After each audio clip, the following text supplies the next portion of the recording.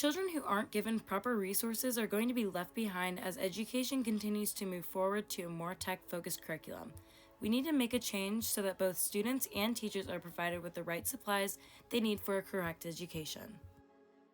We sent out a survey to 150 students at Kent State University that asked 5 different questions about their experience with school funding. All the students were undergraduates and mainly freshmen with all different majors. School lunches are something that you think every kid can get, but that's not always the case. Kids whose parents can't afford to put food on the table at home get some of their only meals at school. Because of the school funding loss in public school districts, some of our kids don't get the food that they need to survive. A lot of main food providers for public schools have backed out because of COVID and the economic problems it created. Some schools can't afford styrofoam trays and have no workers to wash the plastic ones. Food funding is a big necessity in schools. If our kids are hungry, they're not going to be able to pay attention and get the education that they need. It is unfair to our kids to be punished while they are getting an education. We are not spending enough money on children to set them up for success. With the shift to a more digital world pushed on by the pandemic, expecting poor children to compete is not fair. When their teachers have too many students to keep up with, or they have to sit outside of a fast food restaurant for internet access, the children often fall through the cracks of our school system. Data has shown that more money spent on educational resources tend to have more academic success. The fact that we still let children's education suffer because of where they live is not right. Children do not choose where they live and should not be punished for it. They deserve the same education given to the students in wealthier areas. When becoming a first-year teacher, the teachers were not provided with any supplies in their classrooms. They have to go out and buy their own supplies with their own money. You may not think that it's a big deal until you hear how much they could be spending on supplies.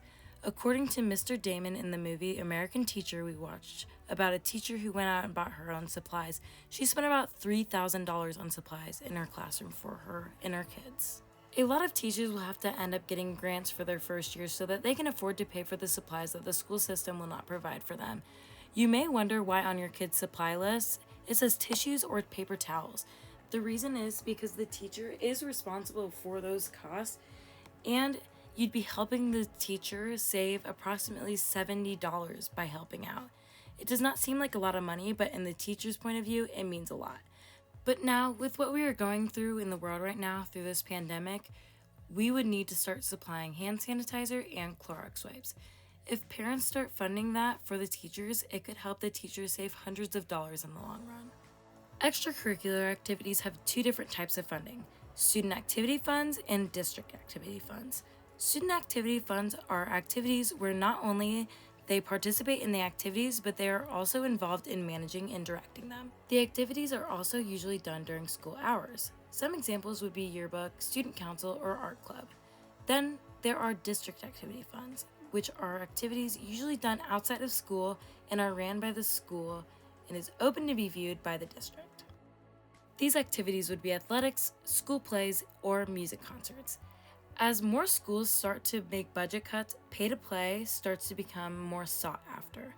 Pay-to-play is where students have to pay team fees or other fees to participate in school activities, meaning that kids that can't afford this cannot participate.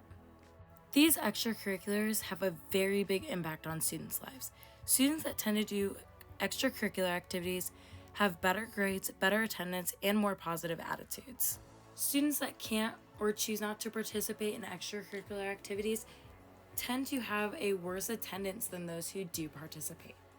Across the United States, children are suffering because their schools are not getting enough money for basic resources, including school lunches, school supplies, hygiene products, and basic necessities like tissues, along with not having the basic needs that are necessary for a child in a learning environment. Underfunded school districts tend to have fewer teachers with less experience. So with fewer teachers, children are missing out on having classes like art, music, and foreign language, and even in some cases, science. Every child deserves a rich education regardless of their zip code.